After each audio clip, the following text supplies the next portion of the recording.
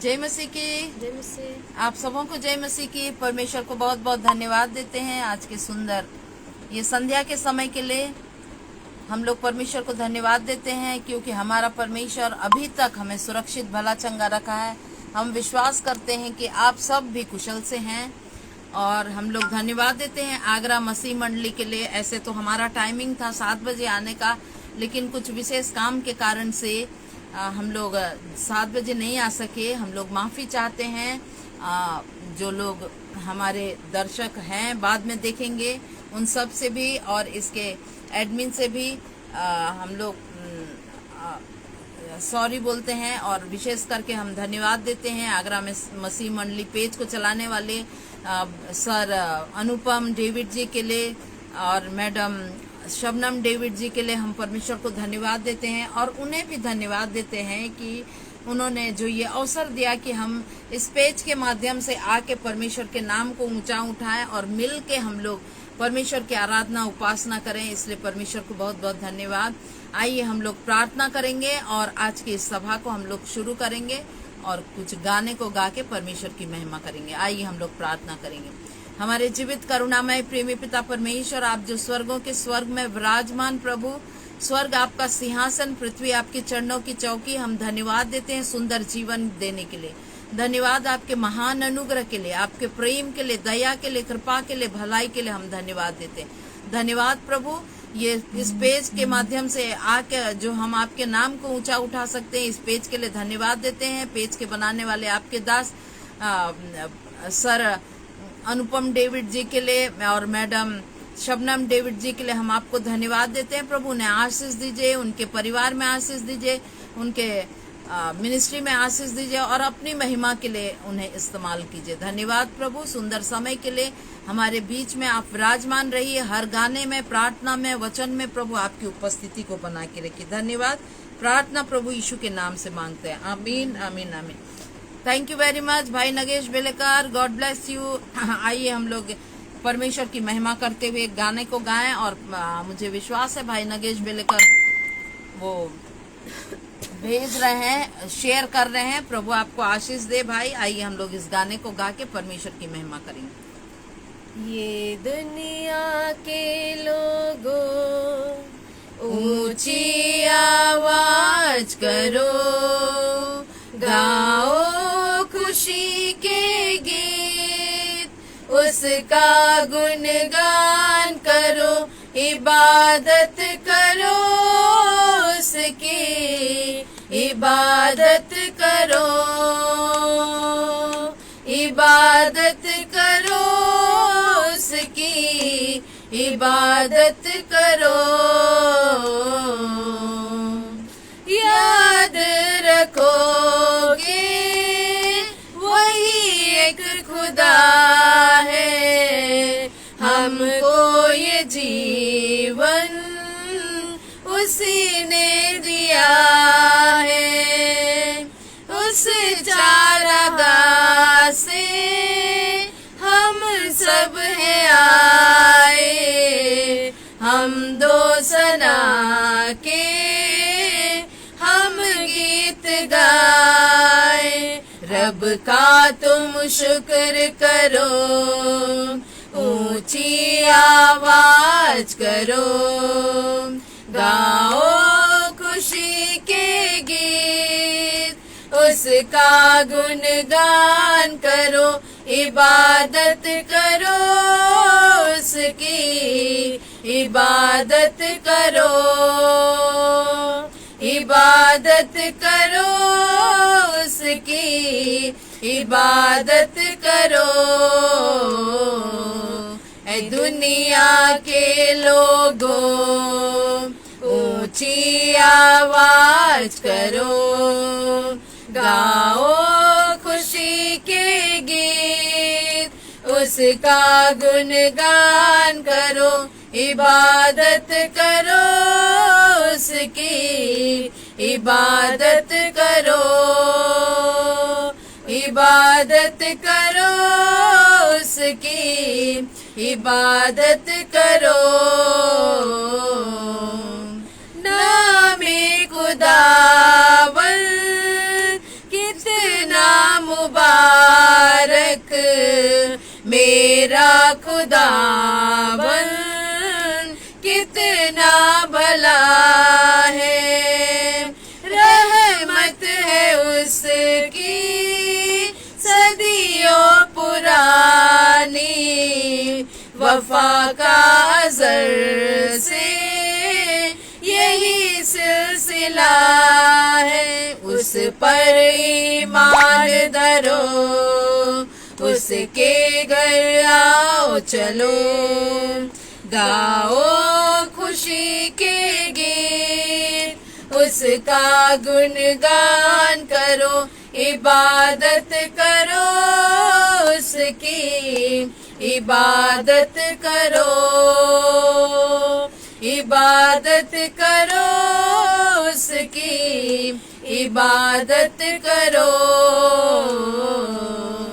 ऐ दुनिया के लोगों ऊंची आवाज करो, गाओ खुशी के गीत, उसका गुणगान करो, इबादत करो उसकी, इबादत करो, इबादत करो उसकी, इबादत करो। परमेश्वर को बहुत बहुत धन्यवाद। सचमुच में उनकी इबादत करने के लिए परमेश्वर ने हमें बनाया, हमें चुना है। परमेश्वर ने जगत की उत्पत्ति से पहले उनकी महिमा करने के लिए हमें बनाया, चुना है। परमेश्वर को बहुत धन्यवाद। ये दुनिया बड़ी उधर। आइए हम लोग एक दूसरा गाना को गाएंगे और परमेश्वर की महिमा करेंगे। ये दुनिया बड़ी धर्मशाला, यहाँ पर कोई आ रहा है, कोई जा रहा है, कोई आ रहा है, कोई जा रहा है। ये दुनिया बड़ी धर्मशाला, यहाँ पर कोई आ रहा है, कोई जा रहा है, कोई आ रहा है, कोई जा रहा है। धर्मशाला में स्टेशन लगा है, आता जाता मुसाफिर खड़ा है, 2 घड़ी का है मेहमान यहाँ पर, हर कारोबार चलता यहाँ पर, अपने करनी पे इतरा रहा है, यहाँ पर कोई आ रहा है, कोई जा रहा है, कोई आ रहा है, कोई जा रहा है। उन्नत जीवन की गाड़ी खड़ी है, जिसमें यीशु की आशीष बड़ी है। इस गाड़ी में घर तू बसा है, अनंत जीवन का स्टेशन मिला है। मार्ग सत्य और जीवन है यीशु, यहाँ पर कोई आ रहा है, कोई जा रहा है, कोई आ रहा है, कोई जा रहा है। दिल न अपना लगा ले यहाँ पर, थोड़ा वक्त रह गया है यहाँ पर, राजा जल्द आता है यहाँ पर, कर तैयारी जाने की वहाँ पर। ताज आसमानी पाए तू वहाँ पर, यहाँ पर कोई आ रहा है, कोई जा रहा है, कोई आ रहा है, कोई जा रहा है। ये दुनिया बड़ी धर्मशाला, यहाँ पर कोई आ रहा है, कोई जा रहा है, कोई आ रहा है, कोई जा रहा है। यस, ये धर्मशाला जैसे दुनिया, यहाँ पर सचमुच में कोई आता है, कोई पैदा होता है, कोई मरता है, लेकिन उसके बीच में जो परमेश्वर हमें समय देता है, उस समय को हमें अनंत जीवन को चुनने के लिए, उस समय को हमें प्रभु यीशु मसीह को चुनना है, क्योंकि वही मार्ग, सत्य और जीवन है। और जब हम उसे चुनते हैं तो हम ताज आसमानी पाते हैं, एक दिन हमें वो मुकुट पहनाएंगे। तो इसीलिए परमेश्वर को बहुत बहुत धन्यवाद। आइए हम लोग एक बंगाली गाना गाएंगे और परमेश्वर की महिमा करेंगे। उसके बाद प्रार्थना करके हम लोग परमेश्वर के वचन को देखेंगे। इसके बाद आप प्रार्थना कीजिएगा। সূর্যের আলোয় আকাশে নীলিমায় দেখেছি তোমার মহিমা, চাঁদের ওই জ্যোৎস্নার আর তারায় তারায় দেখেছি তোমার মহিমা। সূর্যের আলোয় আকাশে নীলিমায় দেখেছি তোমার মহিমা, চাঁদের ওই জ্যোৎস্নার আর তারায় তারায় দেখেছি তোমার মহিমা। পাখির গানে আর ঢেউয়ের তালে শুনেছি তোমার মধুর সুর, শীতল ছায়া মৃদু মন্দ হাওয়ায় তোমার ছোঁয়াতে প্রভু মন। পাখির গানে আর ঢেউয়ের তালে শুনেছি তোমার মধুর সুর, শীতল ছায়ায় মৃদু মন্দ হাওয়ায় তোমার ছোঁয়াতে প্রভু মন। সূর্যের আলোয় আকাশে নীলিমায় দেখেছি তোমার মহিমা, চাঁদের ওই জ্যোৎস্নার আর তারায় তারায় দেখেছি তোমার মহিমা।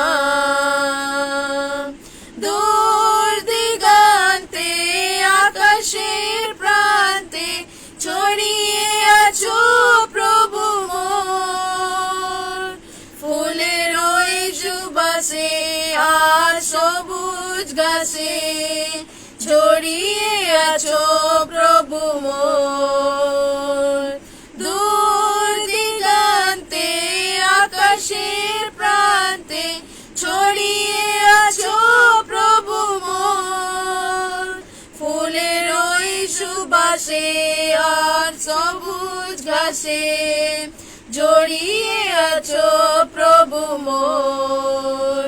সূর্যের আলোয় আকাশের নীলিমায় দেখেছি তোমার মহিমা, চাঁদের ওই জ্যোৎস্নার আর তারায় তারায় দেখেছি তোমার মহিমা। শুনেছি প্রভু তুমি আছো সদাই সকল হৃদয় মাঝারে, খুঁজেছি তোমায় প্রভু কত শতবার আমার হৃদয় গভীরে। শুনেছি প্রভু তুমি আছো সদাই সকল হৃদয় মাঝারে, খুঁজেছি তোমায় প্রভু কত শতবার আমার হৃদয় গভীরে। সূর্যের আলোয় আকাশের নীলিমায় দেখেছি তোমার মহিমা, চাঁদের ওই জ্যোৎস্নার আর তারায় তারায় দেখেছি তোমার মহিমা, দেখেছি তোমার মহিমা,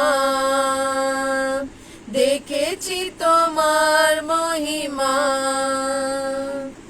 परमेश्वर को बहुत बहुत धन्यवाद। सचमुच में परमेश्वर की महिमा जो है हम लोग हर चीज में देख सकते हैं और सबसे ज्यादा उनकी महिमा हम लोग अपने जीवन में देख सकते हैं। इसीलिए उन्होंने हमें बनाया, चुना बुलाया और पृथ्वी जगत की उत्पत्ति से हमें बुला लिया। हमारा परमेश्वर महान है और प्रेमी परमेश्वर है। आइए हम लोग परमेश्वर के वचन को सुनेंगे, उससे पहले हम लोग प्रार्थना करेंगे और सुरैया बहन हमारे बीच में प्रार्थना करेंगे।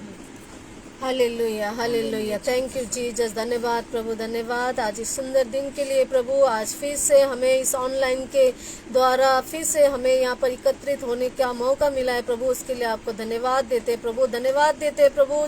जाने अनजाने में ये गीतों को हम लोगों ने गाया प्रभु, लेकिन आपने ग्रहण किया प्रभु, उसके लिए आपको धन्यवाद देते हैं प्रभु, धन्यवाद देते हैं प्रभु। इस पेज को बनाने वाला, इस पेज को चलाने वाले के लिए प्रभु उसको आशीष दीजिए प्रभु, और आने वाले दिनों में उसको और भी अनुग्रह कीजिए प्रभु, ताकि आपका महिमा के लिए आप वो आगे बढ़ सके प्रभु। उसके परिवार में आशीष दीजिए प्रभु, धन्यवाद देते हैं प्रभु।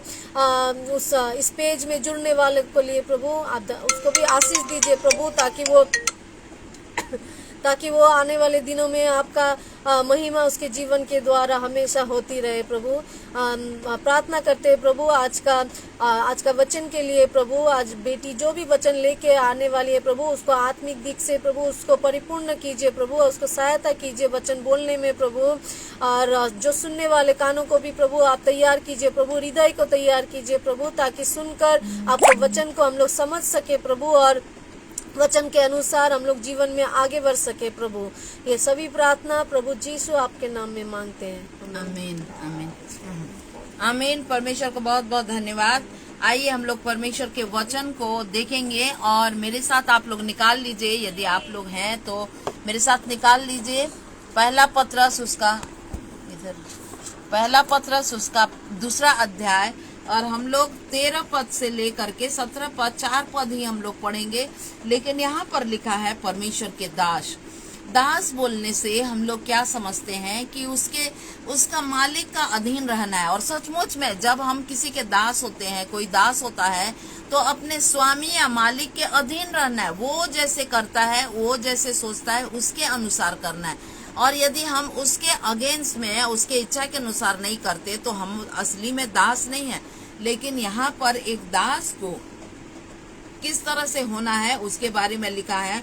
तो यहाँ लिखा है, मैं पढ़ती हूँ यहाँ पहला पत्रस उसका दूसरा अध्याय और 13 से लेके 17 तक। यहाँ लिखा है, प्रभु के लिए मनुष्यों के ठहराए हुए हर एक प्रबंध के अधीन रहो। जब हम अपने प्रधानों के अधीन और मनुष्य के ठहराए हुए जो वोट दे करके और उनको जो हेड बनाते हैं, मंत्री बनाते हैं, राष्ट्रपति बनाते हैं, सरपंच बनाते हैं, वार्ड मेंबर बनाते हैं, ऐसे लोग मनुष्य के ठहराए हुए हर एक प्रबंध के अधीन रहो लिखा है। उनके अधीन हमें रहना है और उनके विरोध में हमें नहीं। और राजा के, देखिए राजा जो है एक प्रजा को देखने वाला होता है। तो अभी तो हमारा राजा नहीं है, लेकिन एक राजा का काम करता है। हम लोग का जो मंत्रीगण है वो राजा का काम करते हैं। तो राजा के इसलिए कि वह सब पर प्रधान है, मंत्रीगण इसलिए कि वो सब पर प्रधान है, और हाकिमों के क्योंकि वे कुकर्मी को दंड देने और सुकर्मी की प्रशंसा के लिए उसके भेजे हुए हैं। देखिए, और हाकिम के भी हमें अंडर रहना है, जो अधिकारी हैं उनके अंडर में रहना है। क्यों? इसलिए कि वो उनका कर्तव्य है, उनका जो काम है कि जो कुकर्म करते हैं उनको दंड देना, और जो सुकर्म करते हैं उनकी प्रशंसा करने के लिए हमारे जो हाकिम लोग नियुक्त किए जाते हैं। लेकिन ऐसे कई बार हम लोग प्रजा लोग वैसे चीज नहीं देख सकते। कई बार हम लोग देखते हैं कि जो कुकर्मी लोगों को उनको माफ कर दिया जाता है, दंड नहीं दिया जाता है, वो लोग चले जाते हैं, भाग जाते हैं। और जो सुकर्मी है उसकी प्रशंसा नहीं करके लोग उसको गलत रीति से उसका इस्तेमाल करते हैं। लेकिन ये तो जो हाकिम है वो करता है।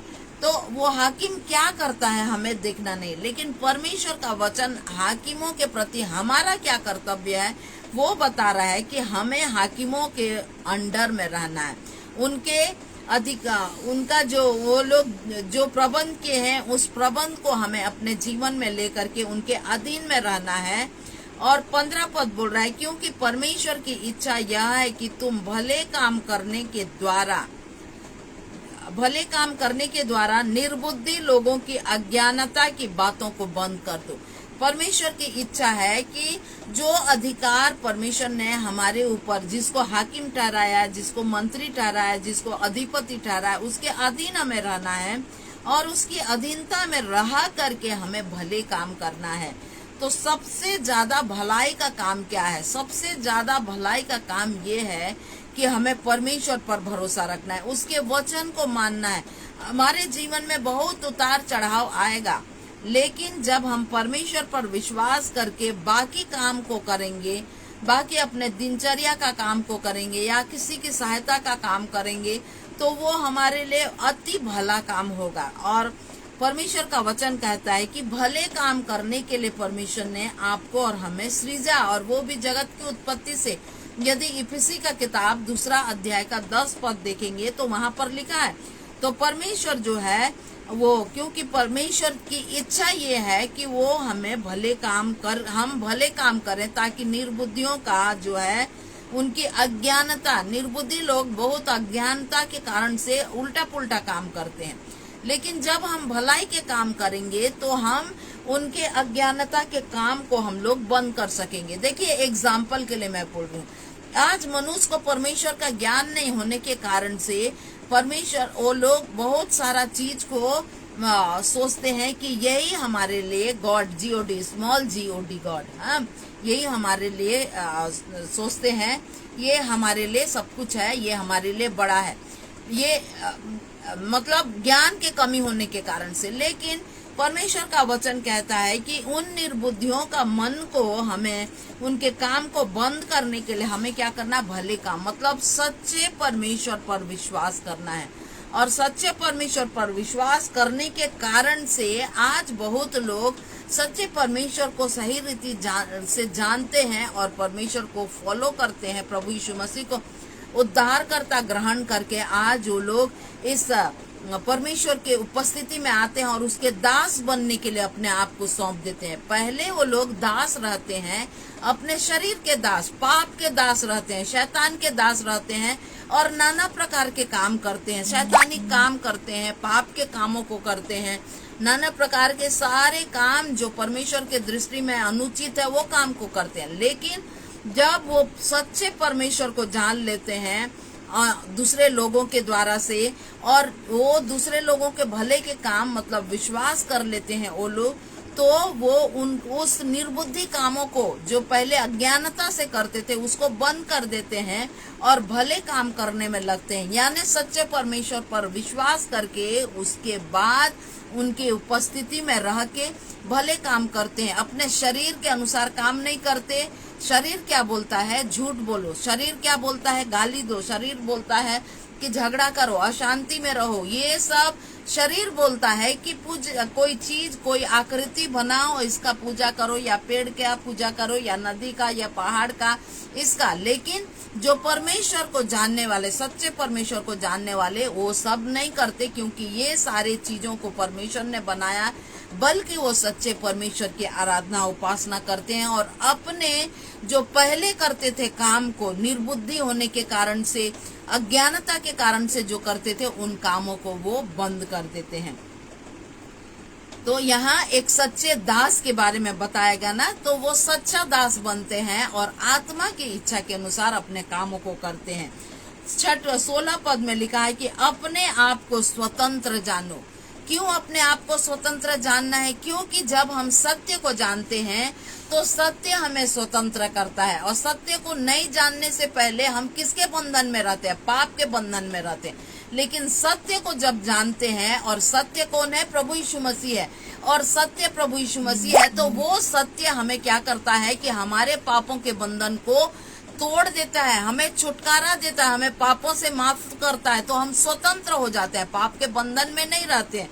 तो यहाँ लिखा है अपने आप को स्वतंत्र जानो, पर वो स्वतंत्रता को जो है हमें क्या करना है? परमेश्वर की महिमा के लिए इस्तेमाल करना है। वो स्वतंत्रता के द्वारा से हमें परमेश्वर के वो भले कामों को करना है, विश्वास में आगे बढ़ते जाना है, पवित्र आत्मा के फलों में बढ़ते जाना है। लेकिन यहाँ पर लिखा है कि अपनी उस स्वतंत्रता को बुराई के लिए आड़ न बनाओ।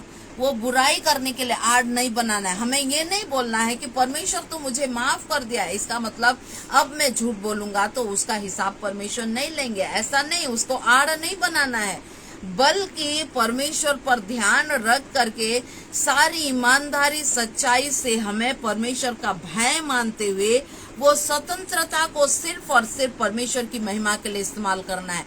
और परमेश्वर की महिमा के लिए इस्तेमाल करेंगे तो जितना ज्यादा हम लोग परमेश्वर का भय रखेंगे तो हम हर बातों में सच्चाई से करेंगे, हर काम जो है परमेश्वर की महिमा के लिए करेंगे, किसी को दिखाने के लिए नहीं। लेकिन सच्चे परमेश्वर को नहीं जानेंगे तो दिखावा का काम होगा, लेकिन सच्चे परमेश्वर का भय रहेगा तो उनको महिमा देने का काम करेंगे। और किसी भी तरह से हम ये इसी धुन में रहेंगे कि किसी भी तरह से हम परमेश्वर के बातों को, उनकी सच्चाई को, उनकी सच्ची आराधना को कर सके और दूसरों को भी सच्चे परमेश्वर के बारे में बता सके करके हम इस स्वतंत्रता को और इस परमेश्वर के दास होने के उसको हम अपने जीवन में इस्तेमाल करेंगे। और यहाँ लिखा है कि परंतु अपने आप को परमेश्वर का दास समझ के चलो। परमेश्वर का दास तभी हम समझेंगे जब हम उस सत्य से स्वतंत्रता पा करके उसके इच्छा के अनुसार चलते रहेंगे।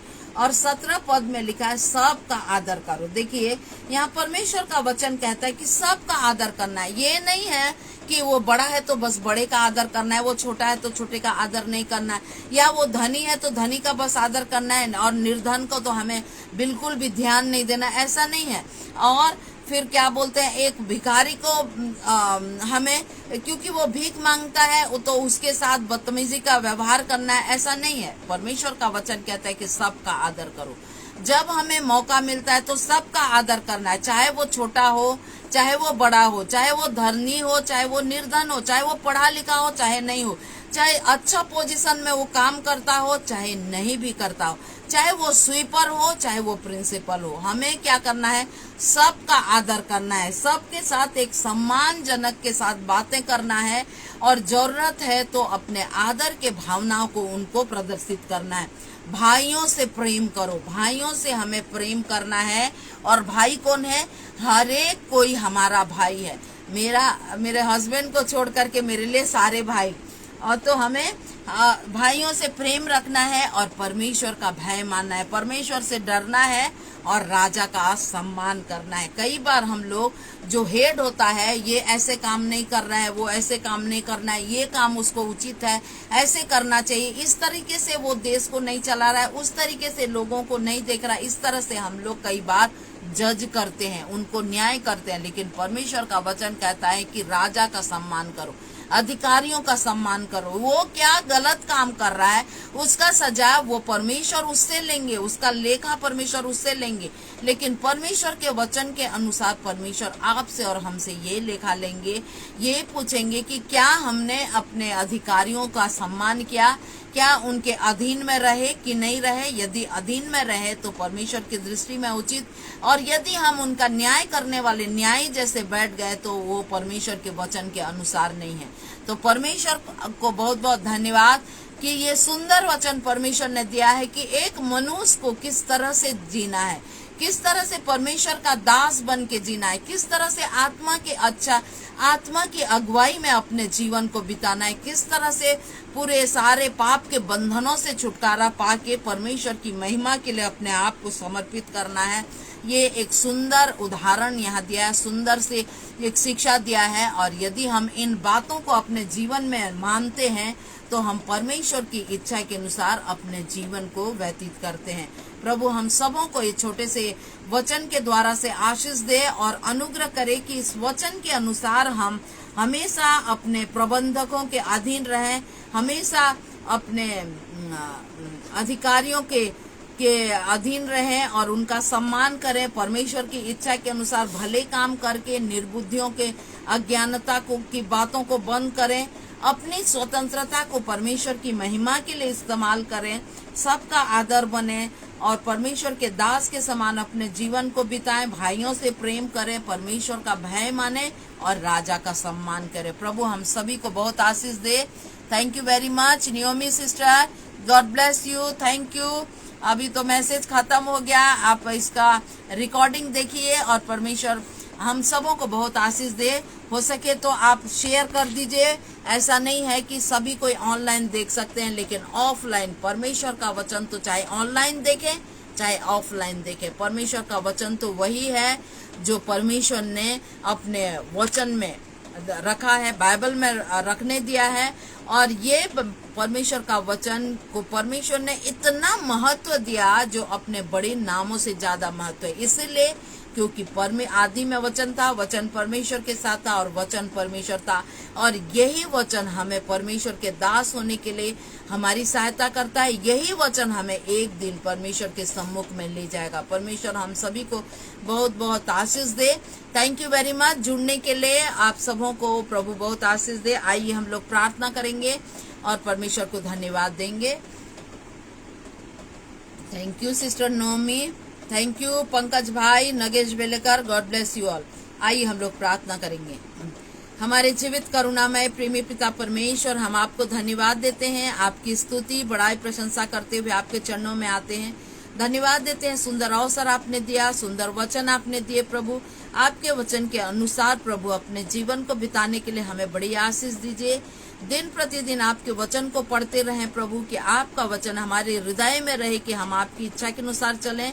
जैसे दाऊद राजा बोलते हैं कि मैंने तेरे वचन को अपने हृदय में रख छोड़ा कि तेरे विरुद्ध पाप न करूं। हाँ प्रभु, आपके वचन को हम अपने हृदय में रखें कि आपके विरुद्ध पाप नहीं बल्कि आपकी इच्छा के अनुसार चल के हम आपकी महिमा करते रहें। धन्यवाद देते हैं इस पेज के लिए प्रभु। इस पेज में जितने जन इसके फॉलोअर हैं, जितने इसको लाइक करते हैं, कमेंट्स देते हैं और परमेश्वर के वचन को एक दूसरे को शेयर करते हैं, उन सभी को बड़ी आशीष दीजिए।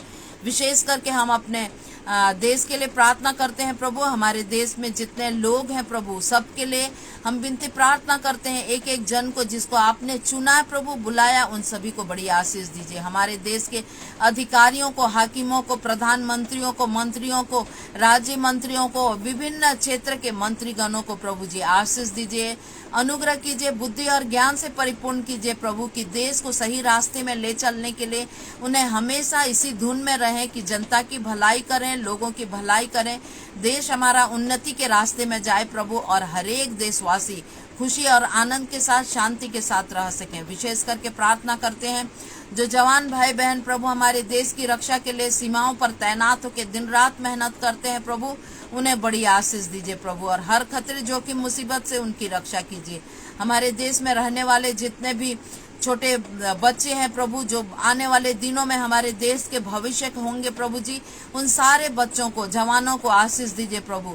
हर एक प्रकार के बुराइयों से, गलत चीजों से, गलत बातों से प्रभु जी, नाना प्रकार के अत्याचार उनके जीवनों से होने से उनकी रक्षा कीजिए प्रभु, और आपकी करुणा और दया उन पर बनी रहे, कि आपका डर और भय मानते हुए बड़े हो प्रभु, कि हर एक क्षेत्र में प्रभु बुद्धिमान हो सके प्रभु, और आपकी महिमा कर सके। विनती प्रार्थना करते हैं जो लोग बीमार हैं प्रभु, कई लोग हॉस्पिटल में, घरों में और अलग अलग जगह में रहते हैं प्रभु, कई लोग तो जिनके पास घर द्वार नहीं है वो लोग बाहर रहते हैं प्रभु। ऐसे बीमारी लोगों पर आपकी बड़ी कृपा हो प्रभु, किसी न किसी रीति से वो लोग आपके वचन को सुने प्रभु, क्योंकि आपका वचन कहता है कि आपके कोड़े खाने से हम चंगे हुए प्रभु जी, और विश्वास कर सकें प्रभु और वो चंगाई को प्राप्त कर सकें। जो डॉक्टर, नर्स और जो मेडिकल के क्षेत्र में रहने वाले इनका ट्रीटमेंट करते हैं प्रभु, उन्हें सुबुद्धि प्रदान कीजिए, उनके हृदय में दया प्रदान कीजिए प्रभु, की बड़े ही प्रेम और बड़े ही आदर के साथ प्रभु रोगियों का प्रभु इलाज कर सकें, और वो लोग खुशी से अच्छे भले चंगे होके खुशी और आनंद के साथ अपने घरों को वापस जा सके प्रभु। हम विनती प्रार्थना करते हैं हर क्षेत्र में काम करने वाले, जो जनता की सेवा के लिए कार्यरत हैं प्रभु, बैंक के कर्मचारी, रेल कर्मचारी, पोस्ट ऑफिस कर्मचारी और नाना प्रकार के स्कूल के कर्मचारी, उन सभी को बड़ी आशीष दीजिए प्रभु, कि जो बच्चों की शिक्षा के लिए, जनता के लिए हमेशा कार्यरत हैं प्रभु जी, कि वो लोग आपका डर और भय रखें प्रभु, और किसी के साथ कुछ गलत रीति से कुछ काम ना हो, बल्कि प्रभु सही से, ईमानदारी से, मेहनत से, लगन से अपने अपने कामों को कर सके और आपकी बड़ाई प्रशंसा हो सके प्रभु। हर बूढ़े माता पिता, अंकल आंटी लोगों को आशीष दीजिए प्रभु, अपने बुढ़ापे के समय में प्रभु कोई गलत कामों में, गलत बातों में न फंसे, बल्कि आपका भय मानते हुए आपकी बाट जो होते रहे प्रभु, की नया बल प्राप्त कर सके प्रभु। हम धन्यवाद देते हैं हर एक बातों के लिए। जो लोग बेरोजगार हैं वो लोग रोजगार पा सके प्रभु, ऐसा अनुग्रह प्रदान कीजिए। जो लोग घर द्वार जिनका नहीं है प्रभु, उन्हें उनका आश्रय देने वाला परमेश्वर पिता आप हैं। गरीब दीन दुखी विधवा अनाथ भाई बहनों पर आपकी बड़ी कृपा हो प्रभु। हर एक वो जन प्रभु जो अपने किसी भी कमी घटी में है, तो प्रभु उनके जीवन में हर एक कमी घटियों को दूर कीजिए। और आप तो ऐसा परमेश्वर हैं प्रभु जो आप अपना मुट्ठी खोलते हैं और हर एक प्राणी को आहार से तृप्त करते हैं। हे प्रभु, आपके तरफ दृष्टि करने के लिए उन पर अनुग्रह कीजिए कि आपको अपना संपूर्ण आप पर भरोसा रख के प्रभु अपने जीवन को बिता सके। धन्यवाद। इस पेज में जितने आपके दास दासी आते हैं उन सभी को बड़ी आशीष दीजिए। हम सभी का निगोबान होइए प्रभु, और हम पर आपकी बड़ी कृपा हो। विशेष करके मणिपुर के लिए हम प्रार्थना करते हैं प्रभु। मणिपुर में जो समस्या का समाधान, जो समस्या से लोग घिरे हुए हैं प्रभु, ऐसे समय में प्रभु जो डर के साथ जीवन जी रहे हैं प्रभु, उनकी रक्षा कीजिए। आपके अपने लोगों को धन्यवाद देते हैं। फिर से हम अपने आप को आपके हाथों में समर्पित